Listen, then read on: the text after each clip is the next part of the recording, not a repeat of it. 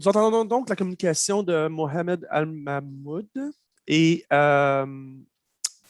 qui s'intitule Le traitement des erreurs des élèves en mathématiques entre fondation et fondement. À vous la parole. Merci. Donc, je me présente, je suis Mohamed Al-Mahmoud, je suis docteur en didactique des mathématiques. Je suis actuellement attaché temporaire d'enseignement de recherche à l'Université de Rouen-Normandie. Donc, je vous présente aujourd'hui une partie de ma thèse qui a été soutenue en 2019, donc, qui travaille sur la formation de professeurs de mathématiques second degré et notamment la question de traitement des erreurs des élèves en formation. Donc, aujourd'hui, on va parler un petit peu d'une partie, donc c'est le traitement des erreurs des élèves en mathématiques entre fondation et fondement. Donc, une présentation classique. Donc, en fait, j'emprunte à Philippe Mérieux le terme fondamentaux, en fait, fondement et fondation. Philippe Mérieux parle de la nécessité d'une double cohérence dans la construction de savoir. Et lui, en fait, il parle de savoir de l'élève.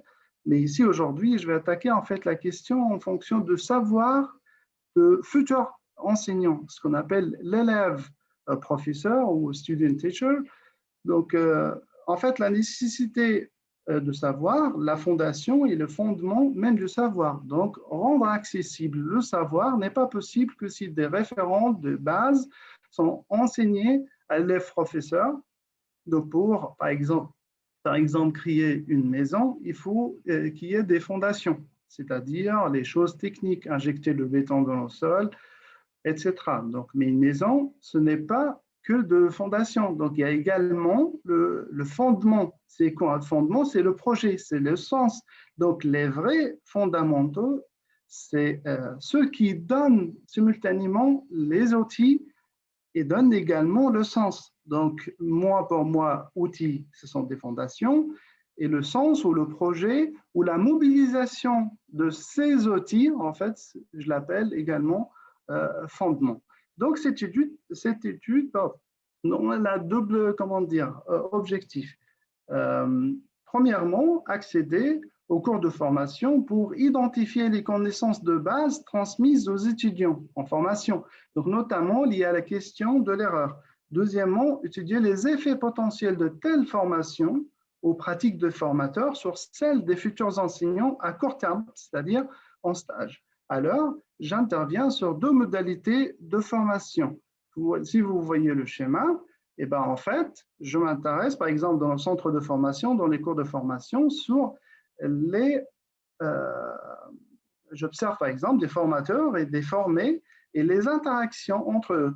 Donc, également, dans le stage, je m'intéresse aux erreurs des élèves et l'intervention de stagiaires face à ces erreurs-là. Ensuite, les allers-retours entre les deux modalités, centre de formation et la classe de stage. Donc, pour étudier tous ces acteurs-là ou répondre au double objectif défini plus haut, il faut faire appel à un cadre théorique ou plutôt des cadres théoriques. Donc là, en fait, comme l'analyse des pratiques des enseignants ou des formateurs est l'une de mes préoccupations, je fais intervenir la double approche. Donc, notamment deux dimensions, c'est la dimension cognitive et médiative, afin d'accéder à ces pratiques. Or, cette dernière analyse les tâches proposées aux élèves, les déroulements provoqués, l'insertion des sciences, les choix de contenu, les habitudes des enseignants. Donc, pour répondre à une de mes hypothèses, celle de manque de connaissances et d'outils mis à la disposition des enseignants, c'est-à-dire en fait fondation, ou la mobilisation insuffisante de ces outils, ce que j'appelle fondement, en classe pour traiter les erreurs des élèves. La question qui se pose est: quelles sont les connaissances de base dont le futur enseignant a besoin pour traiter les erreurs des élèves? Donc, la double approche ne pose pas cette question, c'est pourquoi j'étais amené à chercher un complément, celui de la conception de Schulman, où en fait lui et ses collaborateurs développent 6 catégories de connaissances. Donc, les 6 connaissances ou catégories de connaissances sont des connaissances sur la discipline, donc c'est du mathématique pur, sont des connaissances sur la manière d'enseigner les mathématiques, ou ce qu'on appelle en fait les connaissances disciplinaires à l'enseignement. Donc également le savoir entre ces savoirs, ou en fait les connaissances entre ces savoirs.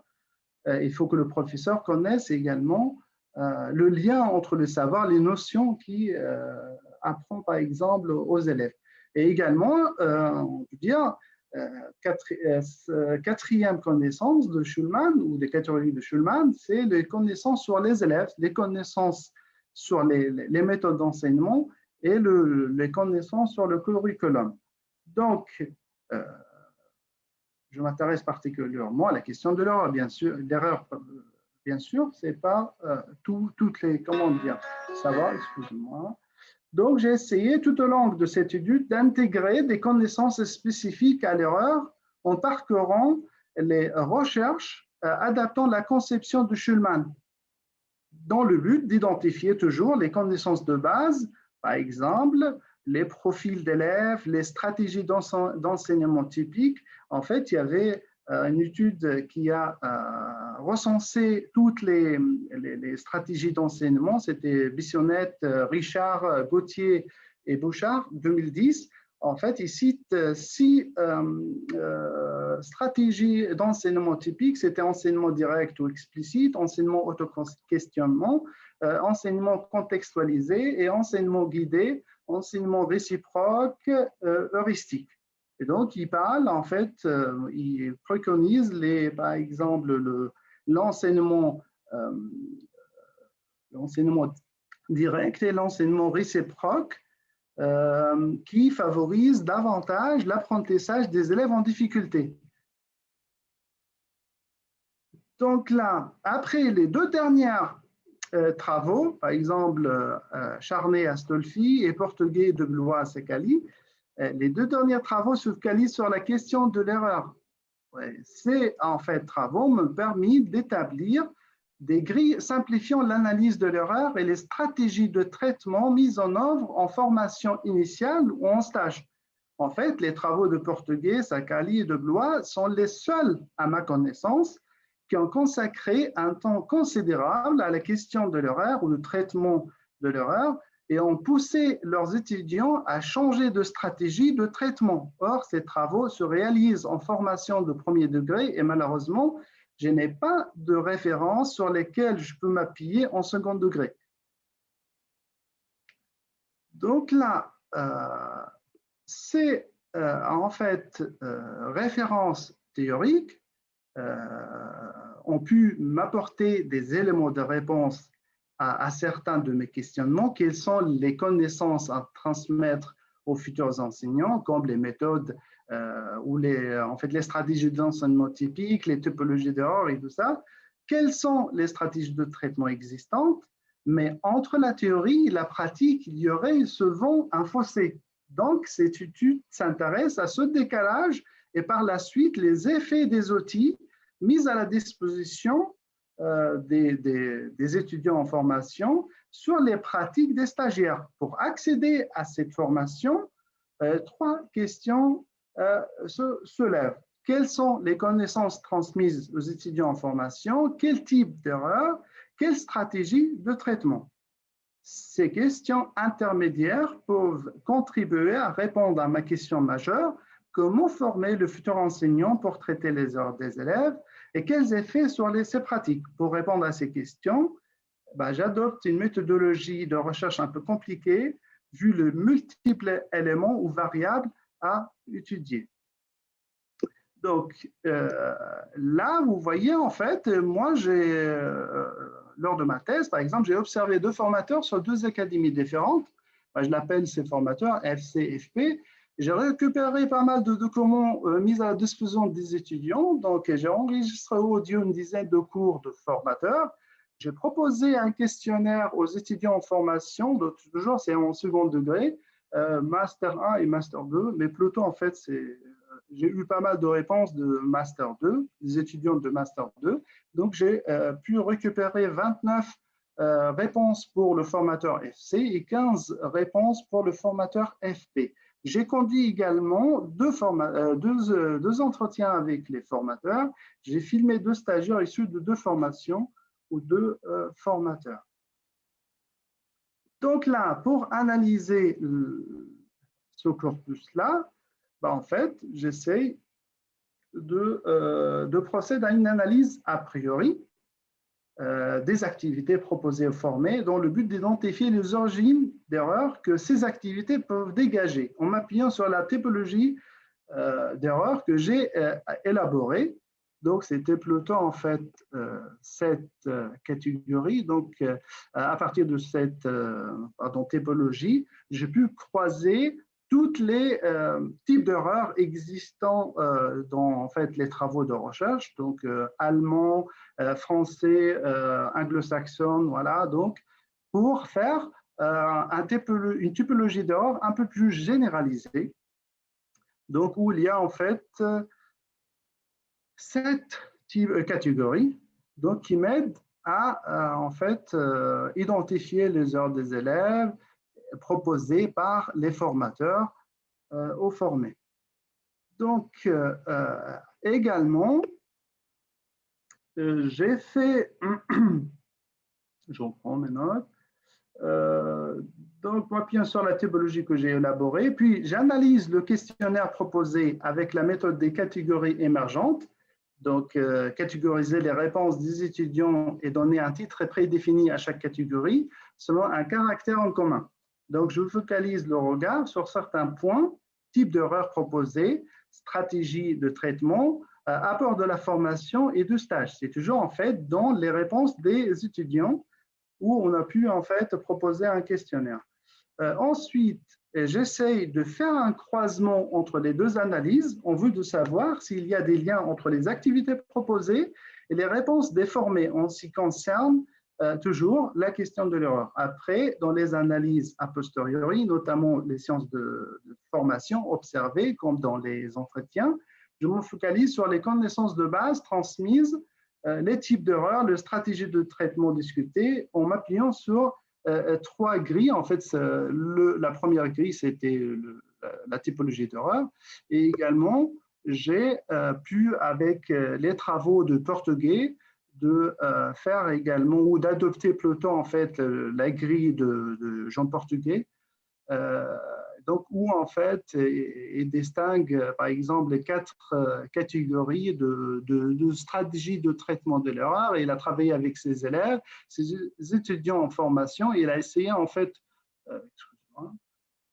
voilà, avec ses étudiants, il a fait je crois 3 ou 4 séances et il a poussé ses étudiants à utiliser les stratégies didactiques à didactiques. Et donc, vous voyez, il y a des éléments dans cette grille. Je m'appuie sur ces éléments-là pour dire, en fait, le professeur ou le stagiaire ou le formateur s'appuie, comment dire, sa méthodologie ou sa stratégie de traitement s'appuie sur telle ou telle catégorie dans cette grille. J'ai également fait une grille avec les connaissances de la conception de Schulman. Et vous voyez, il y avait un codage. Donc, j'essaie en fait à chaque fois de faire des caractères, par exemple, pour chaque connaissance.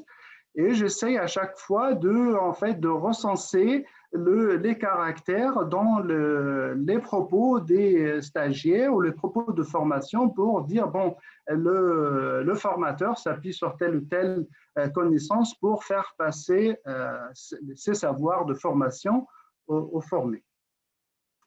Donc, voilà, pardon, je passe tout de suite à la conclusion.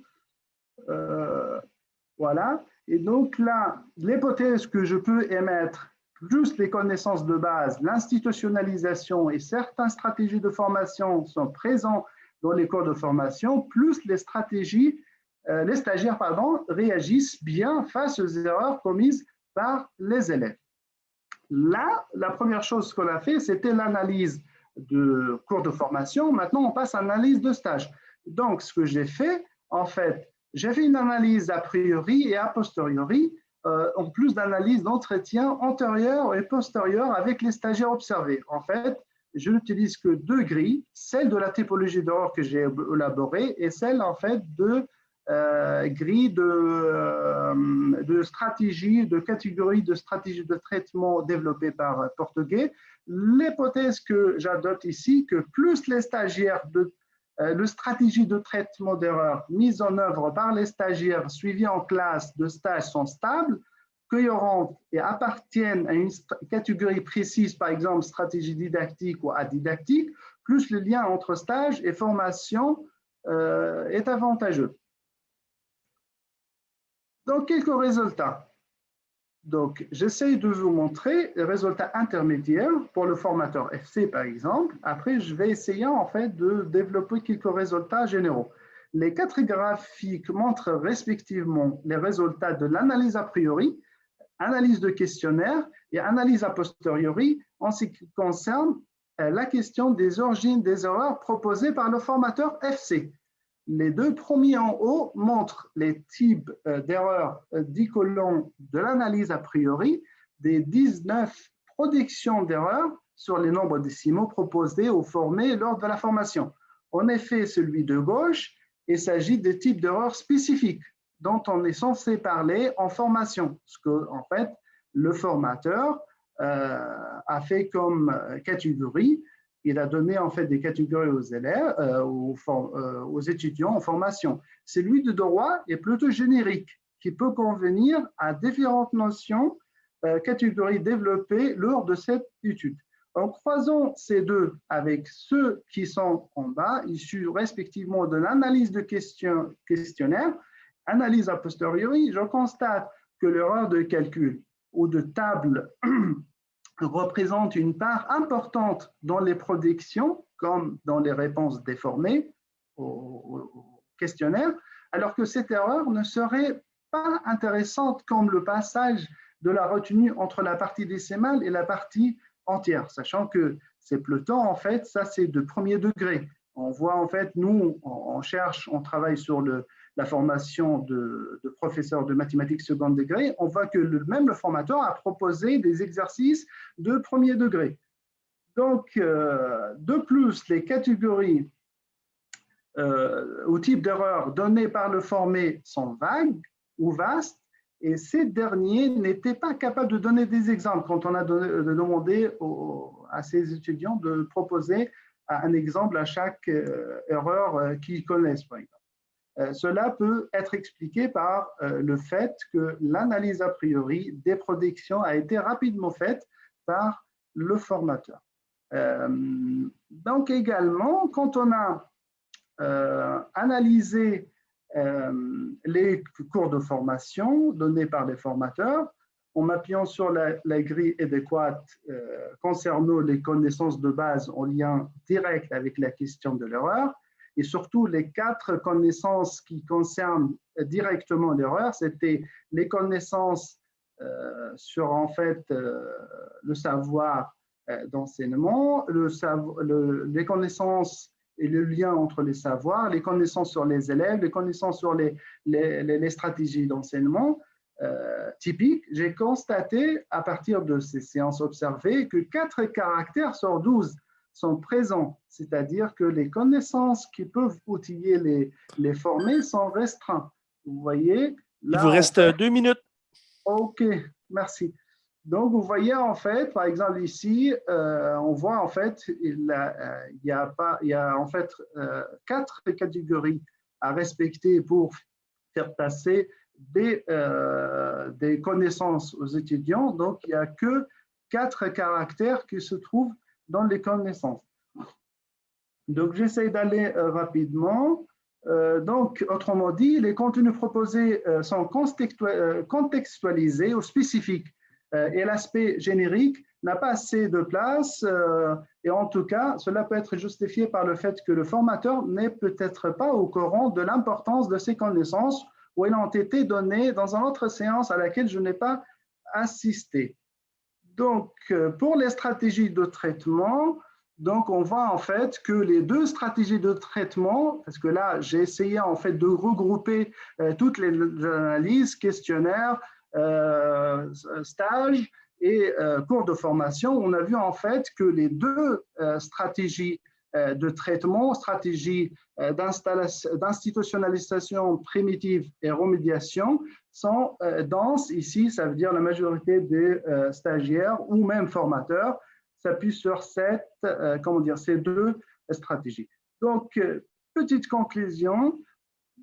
Donc là, je suppose qu'il y ait sans doute un rapport entre le traitement des erreurs des élèves, très contextualisé en formation. Il n'y a pas assez de générique et les stratégies de traitement mises en œuvre par les stagiaires, qu'elles ne représentent qu'une simple correction. Autrement dit, il y a un manque de fondation, outils d'analyse d'erreurs, concernant la question de l'erreur dans la formation ainsi que de fondement, c'est-à-dire la mobilisation des outils. Certes, l'aspect spécifique est important pour l'analyse des erreurs et leur traitement, cependant, la montée en généralité, l'aspect générique et la mise à disposition des outils auprès des stagiaires leur permettre de s'adapter aux différents types d'erreurs. Allez voir des pistes chez Deploy, Portugais et dans les résultats de recherche en didactique des mathématiques pourrait être une réponse à la question comment former ou mieux former les futurs enseignants à traiter les erreurs des élèves. Pour terminer, vu le multiple d'éléments importants pour la formation qui interviennent dans cette étude, notamment en ce qui concerne la question de l'erreur,